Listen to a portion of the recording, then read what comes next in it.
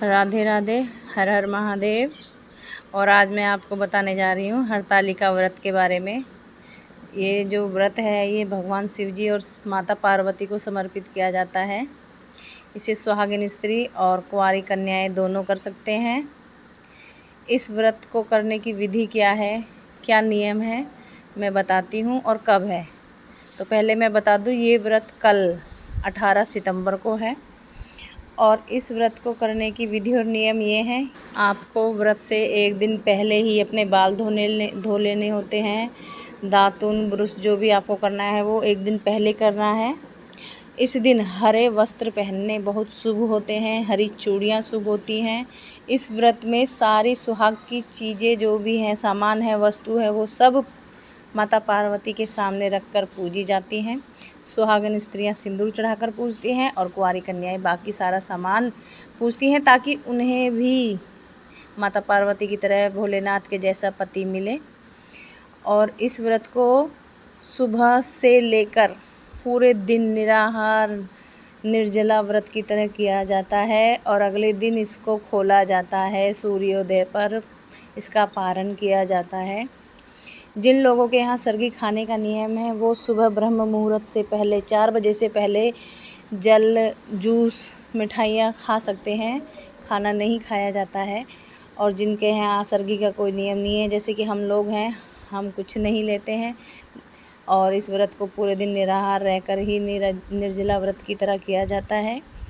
और इस व्रत को करने के लिए मिट्टी के शिवलिंग पार्वती जी और गणेश जी बनाए जाते हैं अपने हाथों से। जो स्त्री इस व्रत को कर रही है या जो कन्या इस व्रत को कर रही है वो स्वयं अपने हाथों से शिवलिंग का, पार्वती मैया का और गणेश जी का निर्माण करती है और उनको सुंदर सुंदर फूलों से सजाती है। उसका अभिषेक किया जाता है। सारा सामान भी, ये जो सामग्री है सुहाग की, वो सब उन्हीं शिवलिंग, माता पार्वती और गणेश जी के सम्मुख पूजी जाती है। और मेहंदी ज़रूर लगाई जाती है। मेहंदी का बहुत शुभ योग और नेग होता है। अगर कोई एक दिन पहले नहीं लगा सकता तो वो उसी दिन भी लगा सकता है। हरे वस्त्र ज़रूर धारण करने चाहिए। अगर नहीं है किसी पर तो चुंदरी, कुछ भी हरा अपने पास ज़रूर रखें। इस व्रत की जो सामग्री है उसको माता पार्वती को समर्पित करें और दूसरे दिन पारण के समय मैया से लेकर के वो सामान सुहाग का अपने लिए धारण करें। और जो ये मिट्टी के शिवलिंग पार्वती जी और गणेश जी बनाए हैं उनको दूसरे दिन पारण के समय इनकी फिर से पूजा करके जल अभिषेक करा करके इनको आपको सिलाना ज़रूर है। किसी गमले में सिला दीजिए या कोई अच्छी पवित्र जगह है तो वहाँ सिला दीजिए। इनको भी सिलाना बहुत ज़रूरी होता है। ऐसा नहीं है कि हमने हाथ से बनाए और हमें इनको रखना है, ऐसा बिल्कुल भी नहीं है। इनको सिलाकर ही हमारा व्रत पूर्ण होता है। और इस व्रत को माता पार्वती ने भी कुंवारी थी तब किया था, इसीलिए कुंवारी कन्याओं को ये व्रत बहुत ज़रूरी होता है करना। बिल्कुल करें। और यथावत अगर किसी से नहीं भी हो पा रहा है, दोपहर में कहानी नहीं सुन पा रहे हैं, तो प्रदोष काल में इसकी पूजा ज़रूर होती है।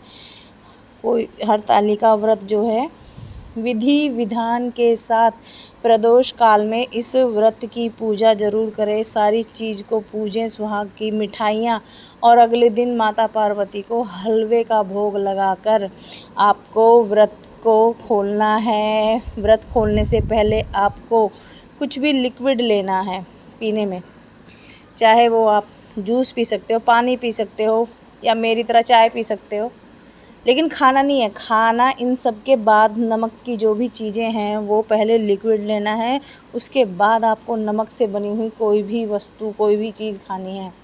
और इस व्रत को इतने सच्चे मन से धारण करना है। और हो सके तो रात्रि में जागरण भी किया जाता है। अगर 2-4 स्त्रियां एक साथ बैठकर रात में श्री जी, माता पार्वती के भजन, शिव जी भगवान के भजन, कान्हा जी के, राधा जी के जो भी भजन है जगराते में गाकर जितना जग सकते हो जगना चाहिए और जगराता ज़रूर करना चाहिए।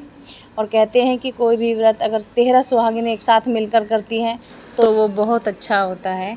लेकिन कोई बात नहीं, बहुत से लोग होते हैं जो अकेले रहते हैं, उनके पास कोई नहीं होता है, तो वो अकेले में भी कर सकते हैं। भगवान को साक्षी मानकर कि समस्त देवी देवता हमारी इस कथा को सुनिए और हमें हिम्मत दीजिए कि हम ये व्रत पूरे विधि विधान के साथ पूर्ण कर सकें।